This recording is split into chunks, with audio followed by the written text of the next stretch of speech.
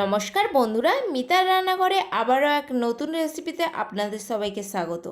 আজকে আমি নিয়ে চলে এসেছি 1 কাপ আটা আর হাফ কাপ সুজি দিয়ে দারুণ স্বাদের এক মুখরোচক বিস্কিটের রেসিপি, যেটা চা বসিয়ে দিয়ে আপনারা মাত্র 10 মিনিটে বানিয়ে ফেলতে পারবেন। এই রকম বৃষ্টির মরশুমে যদি নিজের হাতে বানানো এই ধরনের মুখরোচক বিস্কিটের রেসিপি থাকে না, জাস্ট জমে যাবে। আর যেমন স্বাস্থ্যকর তেমন মুখরোচক। বাড়িতে অবশ্যই একবার বানিয়ে দেখতে পারেন। অনেকেই হয়তো বলবেন এখন মাত্র 10 মিনিটে চা বসিয়ে কিভাবে এই বিস্কুটটা বানানো সম্ভব। না বিশ্বাস হলে একবার হলেও বাড়িতে ট্রাই করে দেখবেন। আর অবশ্যই কমেন্ট বক্সে কমেন্ট করে জানাতে ভুলবেন না বিস্কিটের রেসিপিটা আপনাদের কেমন লেগেছে। তাহলে এবার চলুন রেসিপিটি দেখে ফেলা যাক। রেসিপিটি তৈরি করার জন্য আমি এখানে একটি পাত্রের মধ্যে নিয়ে নিলাম 1.5 কাপ আটা, এইরকম একটি কাপ মেপে। এখানে আপনারা আটার পরিবর্তে ময়দাও ব্যবহার করতে পারবেন, কোনো অসুবিধে নেই। ওই কাপ মেপে নিয়ে নিচ্ছি 4 ভাগের 3 ভাগ সুজি, দিয়ে দিলাম পরিমাণ মতো লবণ, আর দিয়ে দিচ্ছি হাফ কাপ জল। জলটা আপনারা পরিমাণ মতো বুঝে দিয়ে দেবেন। দিয়ে দিচ্ছি হাফ কাপ তেল, আর দিয়ে দিলাম হাফ কাপ চিনি। আমার এখানে হাফ কাপ চিনি যথেষ্ট মিষ্টি হয়েছিল। আপনারা যদি মিষ্টিটা কম বেশি করতে চান তাহলে করে নিতে পারেন।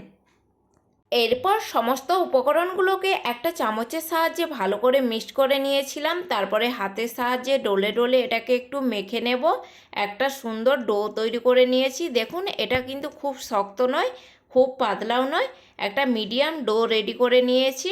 এরপর শুকনো আটা দিয়ে ডোটাকে বেলে নিতে হবে। আপনারা এখানে চাইলে ডোটাকে হাফ হাফ করেও বেলে নিতে পারেন। আমি এখানে যেই জায়গাতে বেলেছিলাম সেখানে অনেকটাই জায়গা ছিল বলে আমি একসাথেই পুরো ডোটাকে বেলে নিয়েছিলাম।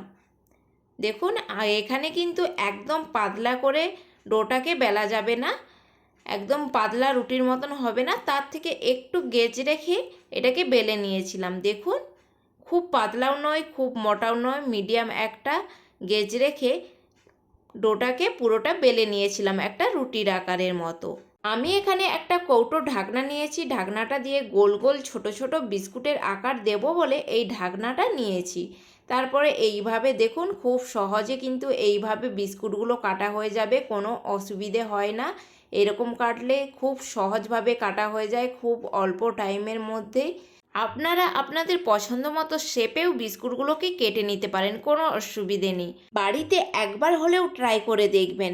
ছোট থেকে বড় সবারই ভীষণই পছন্দ হবে এই বিস্কিটগুলো। আমি তো সবসময় চেষ্টা করি আমার বাচ্চাকে দোকানের খাবারের থেকে নিজের হাতে বানানো এই স্বাস্থ্যকর বাড়ির খাবারগুলো দেওয়ার জন্য। দেখুন, বিস্কিটগুলো আমার সবগুলোই কাটা হয়ে গিয়েছে।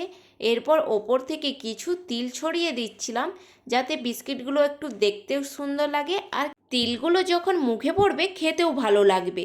দেখুন, হাত দিয়ে একটু তিলগুলোকে এইভাবে চেপে নিচ্ছিলাম, যার ফলে বিস্কিটের গা থেকে তিলগুলো না ছেড়ে আসে। এইদিকে গ্যাসের ওপর কড়াই বসিয়ে দিয়েছি। কড়াইয়ের মধ্যে দিয়ে দিলাম পরিমাণ মতো রিফাইন অয়েল। এখানে কিন্তু বেশি পরিমাণে আমি তেল ইউজ করিনি, পরিমাণ মতনই দিয়েছি। এখানে কিন্তু বিস্কুটগুলো ভাজার জন্য বেশি পরিমাণে তেলের প্রয়োজন হয় না। তেল গরম হলে একে একে বিস্কিটগুলো তেলের মধ্যে দিয়ে দিচ্ছিলাম। বিস্কিটগুলো ভাজার সময় গ্যাসের ফ্লেম লো টু মিডিয়াম ফ্লেমে রেখে বিস্কিটগুলোকে ভাজার চেষ্টা করবেন। বেশি হাই ফ্লেমে রাখলে বিস্কিটগুলো বাইর থেকে লাল হয়ে ভাজা হয়ে যাবে, কিন্তু ভেতরে কাঁচা কাঁচা ভাব থাকবে, তখন খেতে ভালো লাগবে না। তাই যতক্ষণ বিস্কিটগুলো ভাজা হবে ততক্ষণই গ্যাসের ফ্লেম লো টু মিডিয়াম ফ্লেমে রাখবেন।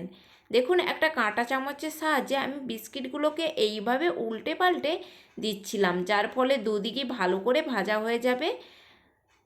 1 থেকে 1.5 মিনিট ছাড়া ছাড়াই এইভাবে একটু উল্টে পাল্টে নেবেন। দেখবেন বিস্কুটগুলো খুব সুন্দরভাবে লালচে হয়ে ভাজা হয়ে যাবে। কথা বলতে বলতে এদিকে দেখুন বিস্কুটগুলো কত সুন্দর একটা ভাজা হয়ে লালচে কালার এসে গেছে।